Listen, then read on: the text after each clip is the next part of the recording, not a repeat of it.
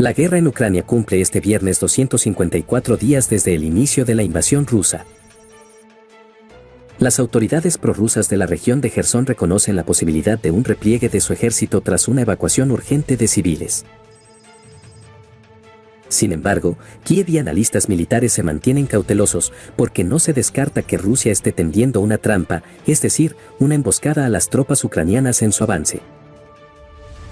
Además, en la ciudad ucraniana ya no ondea la bandera rusa en las instituciones administrativas.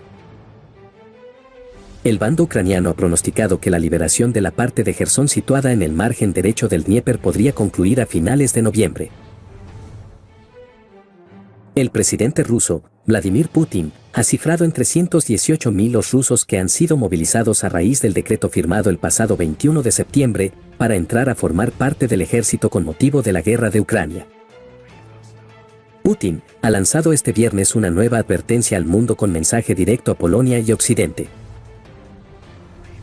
Mientras participaba en un congreso sobre historia, el mandatario ruso, sin citar pruebas, ha repetido la afirmación de que Polonia no ha abandonado sus sueños de apoderarse de partes de Ucrania.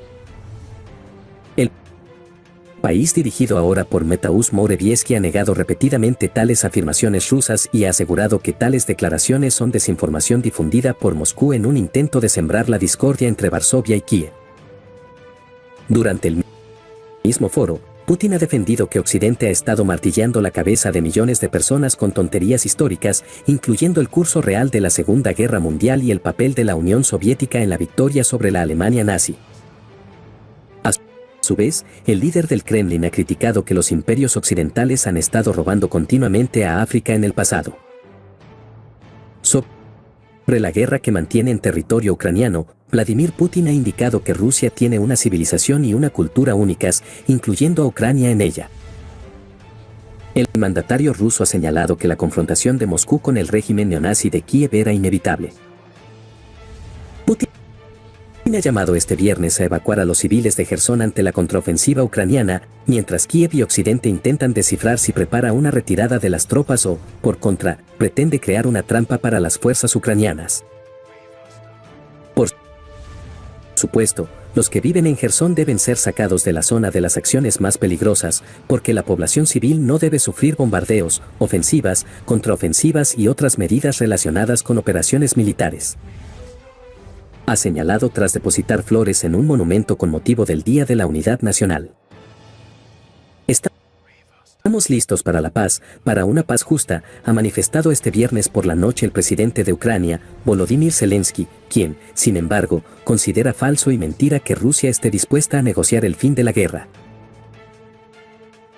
La fórmula para alcanzar la paz, según ha destacado Zelensky en su habitual discurso, es el respeto a la Carta de la ONU, a la integridad territorial de Ucrania y a su pueblo,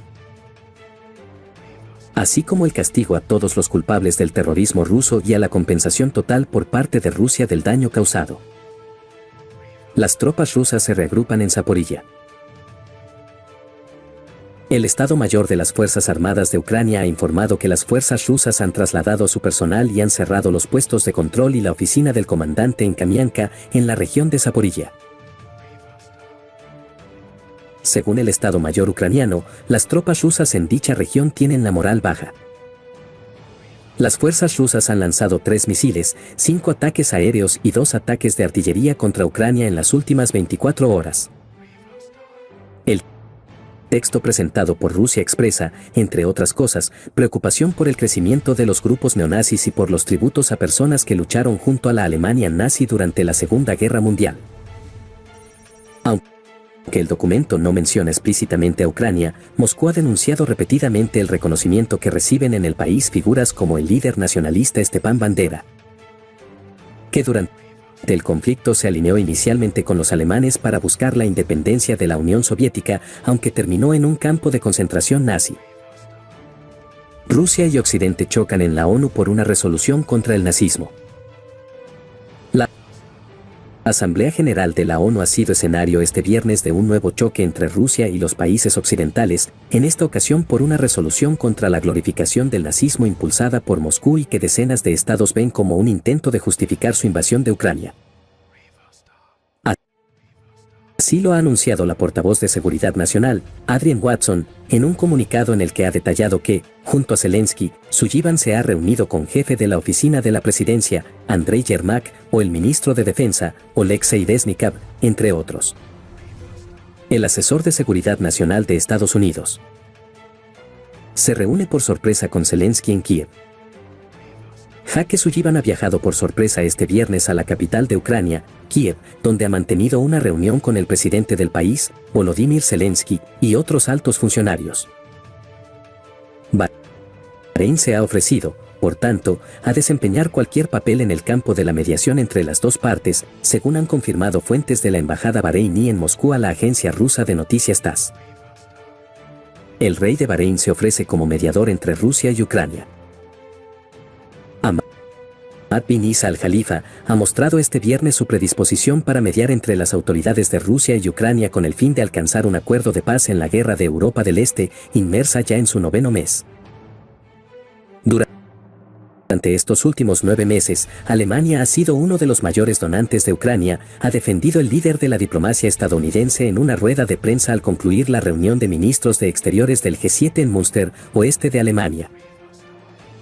Blinken niega discrepancias con Alemania sobre Ucrania y China.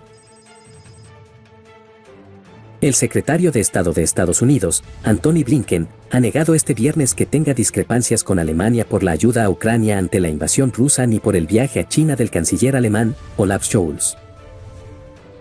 Parece que estamos presenciando un escenario dramáticamente infantil. En el jardín de la humanidad, en vez de cuidar del conjunto, se juega con fuego, misiles y bombas, con armas que provocan llanto y muerte, llenando la casa común de cenizas y odio. Ha señalado Francisco durante su discurso en la clausura del Foro de Bahrein para el Diálogo, Oriente y Occidente por la Coexistencia Humana, celebrado en la Plaza Alfida del complejo del Palacio Real Sakir, en el que ha estado acompañado el rey Hamad bin Isa y el gran imán de Al-Azhar, Ahmad al-Tayeb. El Papa lamenta un mundo dramáticamente infantil en el que se juega con fuego, misiles y bombas.